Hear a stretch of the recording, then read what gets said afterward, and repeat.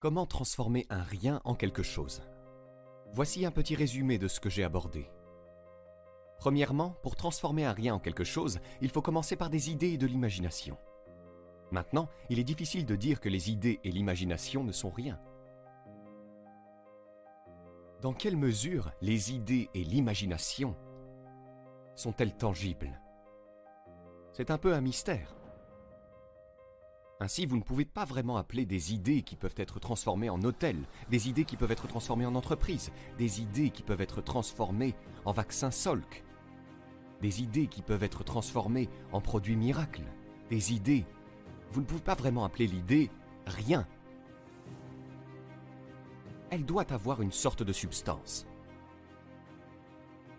Et l'imagination ne peut pas vraiment être rien. Nous l'appelons rien parce qu'elle n'est pas tangible. Ce n'est pas comme un podium. Ce n'est pas si réel. Mais c'est presque réel. Donc pour transformer un rien en quelque chose, il faut commencer par des idées et de l'imagination. Intéressant. Des idées qui deviennent si puissantes dans votre esprit et votre conscience qu'elles vous semblent réelles avant même de devenir tangibles. L'imagination qui est si forte que vous pouvez réellement la voir. Vous pouvez réellement la voir. Lorsque j'ai construit ma première maison pour ma famille dans l'Idaho, il y a tant d'années, avant de commencer la construction de cette maison, j'avais l'habitude d'emmener mes amis et mes associés sur la propriété vacante et de leur faire visiter la maison. Est-ce possible? Est-il possible de faire visiter à quelqu'un une maison imaginaire? Et la réponse est oui. J'avais l'habitude de dire « c'est le garage pour 3 voitures » et le gars regardait et disait « oui, ce garage peut contenir 3 voitures, pas vrai ?» Je veux dire que je pouvais vraiment le rendre réel, le faire vivre. Je leur faisais visiter la maison en disant « voici la cheminée, et cette cheminée est en brique d'un côté et en pierre de l'autre. » Je pouvais le rendre réel, voici le reste de la maison, voici la cuisine avec cette fenêtre de vue. Et ils regardaient par la fenêtre, alors que je les emmenais faire cette visite. Donc l'imagination, nous l'appelons rien simplement parce que rien en termes d'être tangible. Mais c'est tellement réel, c'est presque réel. Donc la première étape est d'imaginer les possibilités. Imaginez les possibilités. L'une des raisons d'être des séminaires, des sermons, des paroles de chansons et des témoignages d'autres personnes, c'est de nous donner une idée des possibilités. D'imaginer les possibilités. Maintenant, voici la deuxième étape pour transformer le rien en quelque chose. Et c'est de croire que ce que vous imaginez est possible pour vous. De croire que ce que vous imaginez est possible pour vous.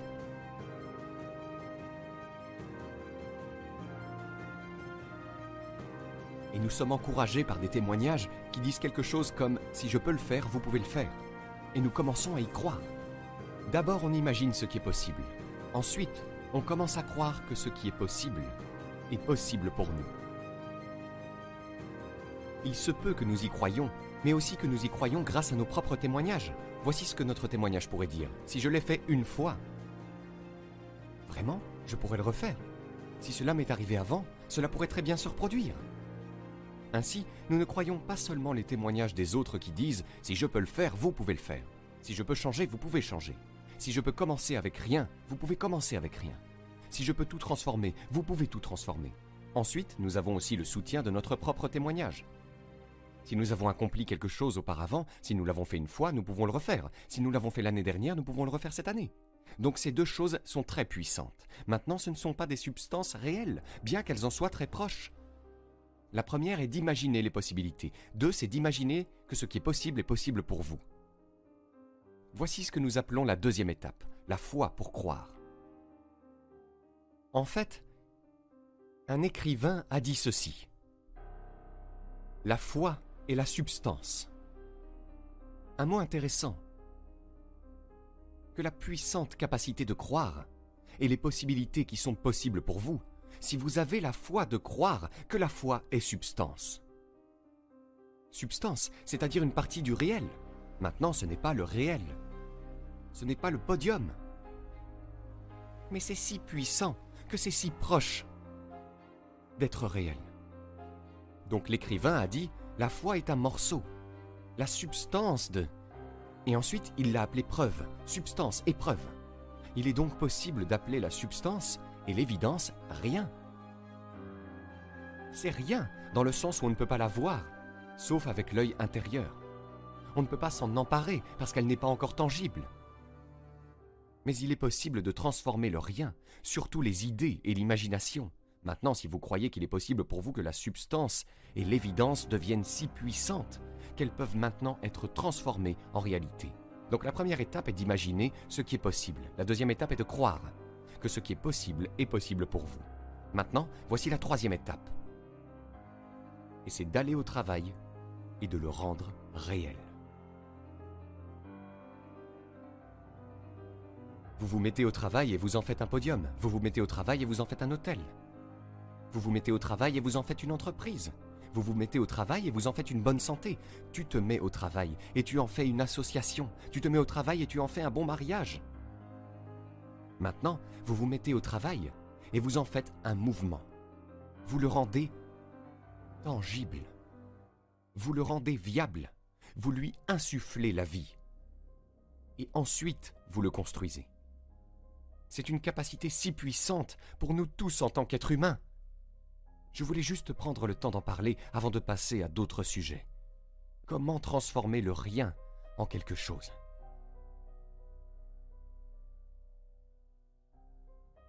Maintenant, voici la dernière partie. Il faut les activités disciplinées pour transformer finalement le rien en quelque chose. La foi sans l'activité ne sert à rien. Mais la foi investie dans l'activité crée la réalité.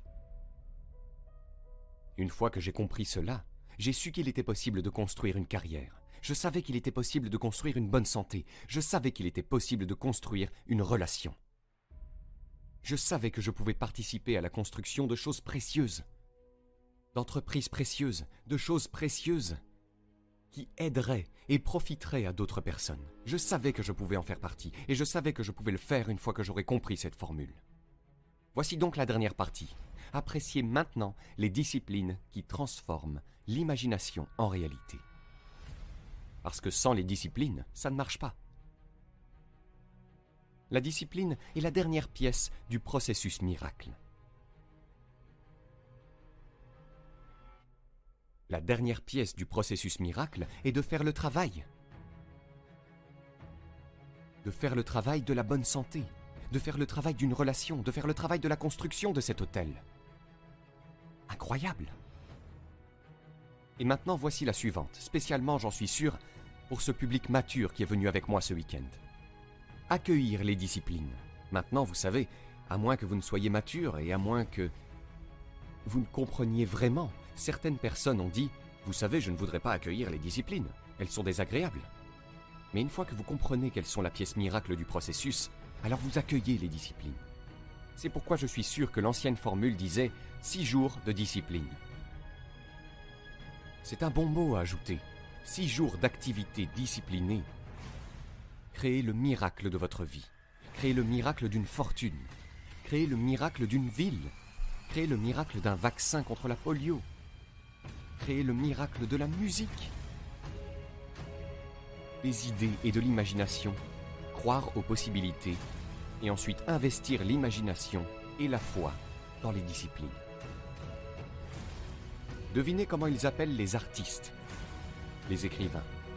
Ils appellent ces réalisations des disciplines. Ils les appellent des disciplines. Pas une activité aléatoire, mais une activité disciplinée. Ne pas se précipiter aveuglément sur quelque chose en agitant ses bras et ses muscles. Non, l'activité disciplinée crée l'harmonie. Créer la musique. Créer une association. Créer une entreprise. Créer quelque chose de tangible, de visible, de viable, de réalisable. Qu'il s'agisse d'une institution politique, d'une institution religieuse. Toutes les choses réalisables dans l'expérience humaine sont issues de cette formule.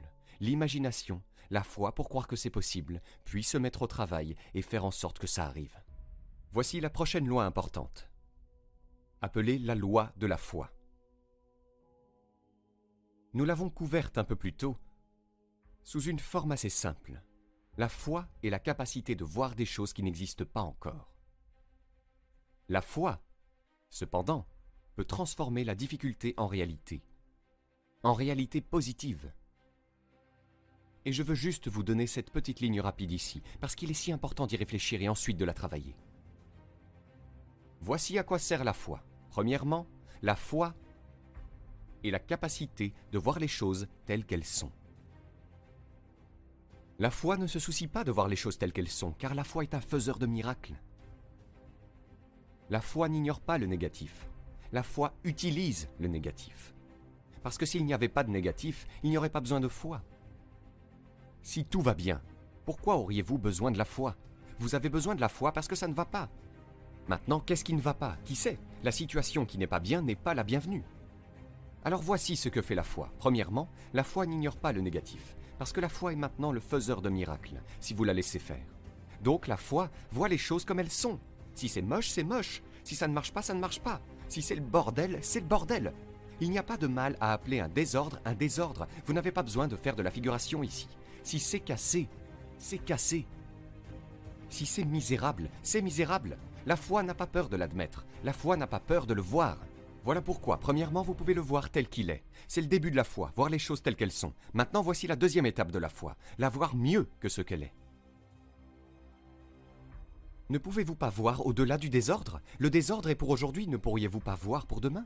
La réponse est oui, je pense que je pourrais regarder vers demain. Les humains ont cette incroyable capacité à regarder vers demain, vers la semaine prochaine. Ainsi, nous avons non seulement la capacité de voir les choses telles qu'elles sont, le début de la foi, mais aussi de les voir mieux qu'elles ne sont. Rêvez les rêves, faites des projets, visualisez, utilisez votre imagination, voyez-le mieux que ce qu'il est. Maintenant, voici la troisième étape qui transforme la foi en réalité. Rendez-le meilleur qu'il ne l'est. La foi, maintenant, doit être investie dans le muscle. Mais si vous investissez votre foi maintenant dans l'action, vous pouvez prendre n'importe quelle situation et la rendre meilleure qu'elle ne l'est. Suivant. Au début de la foi, en voyant la situation telle qu'elle est, ne la voyez pas pire qu'elle n'est. N'en faites pas une montagne. Certaines personnes ont tendance à tout exagérer en se disant « ça peut être si grave que ça ». Si c'est aussi grave, c'est comme ça. Vous n'avez pas besoin de multiplier par 10 la gravité de la situation. Ce n'est pas nécessaire, c'est comme ça. C'est le problème tel qu'il est. Ne la voyez pas plus mauvaise qu'elle ne l'est. Maintenant, voici la prochaine clé unique de la foi. Ne la voyez pas pour plus que ce qu'elle peut devenir. La frontière est mince entre la foi et la folie. Oui, il est possible de se voir millionnaire, mais pas du jour au lendemain. Quelqu'un dit « oui, je peux voir ça ». Ne le voyez pas pour plus que ce qu'il peut devenir dans une période de temps raisonnable. Oui, si ça tombait du ciel du jour au lendemain, mais c'est peu probable. Mais il est toujours possible d'être millionnaire, il est toujours possible d'être riche et prospère. Donc ne le voyez pas comme plus que ce qu'il peut devenir, de sorte que vous vous dirigiez vers la folie au lieu de la foi. L'abondance est possible, sans être insensé, dans l'exercice de votre foi. Mais maintenant, voici deux autres mises en garde. Premièrement, cela pourrait être pire que ce que vous voyez au premier abord. Vous feriez mieux de regarder en dessous. Car parfois, vous ne regardez que la surface. Vous feriez mieux de regarder. Pour que vous puissiez vraiment voir que c'est aussi mauvais que ça l'est. Sans vouloir exagérer, mais pour être sûr que vous le voyez tel qu'il est vraiment. Maintenant, voici la suivante. Donnez-vous une chance de comprendre que cela pourrait être bien plus dans le futur que ce que vous pouvez voir en premier lieu. Par la foi, voici tout ce que vous pouvez voir. Devinez ce que les disciples disaient toujours, augmente notre foi, augmente notre foi. Les miracles que nous voyons ici nous donnent une certaine quantité de foi, mais il semble que nous ayons besoin de plus, nous avons besoin de plus. Mais vous faites le premier pas de ce que vous pouvez voir, mais donnez-vous une chance d'être capable de voir plus que ce que vous voyez d'abord. Par une nuit de brouillard, si tout ce que vous pouvez voir est à 30 mètres, voici ce que vous devez faire. Marchez sur ces premiers 30 mètres. Maintenant, vous pouvez voir 30 autres mètres. Je veux dire, c'est rapide.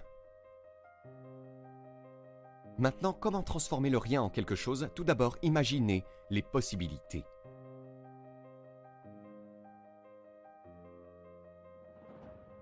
Aujourd'hui, si nous avions la chance d'entendre le témoignage de chacun d'entre vous, sur la façon dont vous êtes arrivé là où vous êtes, certains d'entre vous sont passés de rien à quelque chose. Certains d'entre vous sont passés de quelques centimes à la fortune. Et si nous avions la chance d'entendre l'histoire de chacun ici aujourd'hui, si nous prenions le temps, devinez ce que ces histoires concluraient. Ces histoires concluraient que les possibilités sont absolument infinies et illimitées. Donc, numéro 1, imaginez les possibilités. Lisez un livre inspirant une fois de plus, comment quelqu'un est passé de rien à quelque chose. Les possibilités, elles sont illimitées. Maintenant, voici l'étape suivante. Imaginez que certaines de ces possibilités sont possibles pour vous. Nous appelons cela la foi. Maintenant, nous commençons avec l'imagination. Maintenant, nous générons la foi. Qu'est-ce qui génère la foi? La foi est parfois générée lorsque le témoignage se termine comme ceci. Si je peux le faire, vraiment, vous pouvez le faire. J'ai commencé derrière. J'ai commencé sous la cave, pas dans la cave. J'ai commencé avec des dettes, pas des surplus. Je n'ai pas commencé avec des centimes, je n'avais pas de centimes, des dettes jusqu'ici. J'ai fini par tout remettre en ordre et maintenant tout est florissant. C'est ce que nous voulons entendre.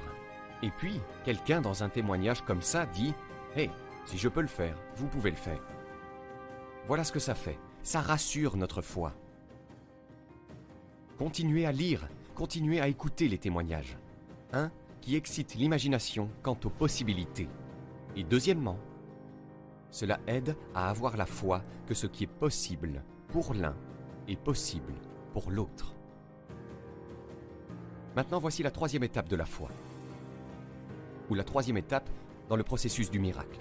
Déposez votre imagination et votre foi dans une activité intense. Une activité disciplinée.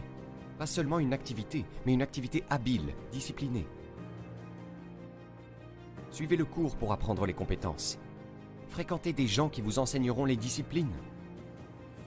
Puis investissez dans votre imagination et votre foi, en imaginant les possibilités et en croyant que c'est possible pour vous. Investissez-les maintenant dans ce que nous appelons une haute activité. Prenez cette note maintenant. L'activité termine le processus miraculeux de transformation de rien en quelque chose. L'activité termine le processus miraculeux. Je suis positif. C'est pourquoi la formule a été donnée de 6 jours de travail miraculeux et d'1 jour de repos pour réfléchir à comment ça se passe. Comment se passe mon processus de réalisation de miracles? En ai-je manqué? Consacrez 6 jours à l'accomplissement des miracles. Le 7e jour pour vous reposer, réfléchir et revenir en arrière et étudier un peu. Oui, le spirituel. Oui, l'église. Oui, la synagogue. Oui, les familles. Oui, la société. Oui, les amis. Mais voyez si vous pouvez, maintenant, trouver un plan pour augmenter votre activité ou affiner votre activité. L'aiguiser afin qu'elle produise des résultats majeurs. À présent, vous pouvez obtenir gratuitement notre nouveau guide des 5 étapes pour fixer et atteindre votre objectif le plus ambitieux à 100% coup sûr en cliquant sur le premier lien dans la description sous cette vidéo. Et si vous avez aimé cette vidéo, cliquez sur le bouton j'aime et abonnez-vous à la chaîne maintenant pour ne rien rater.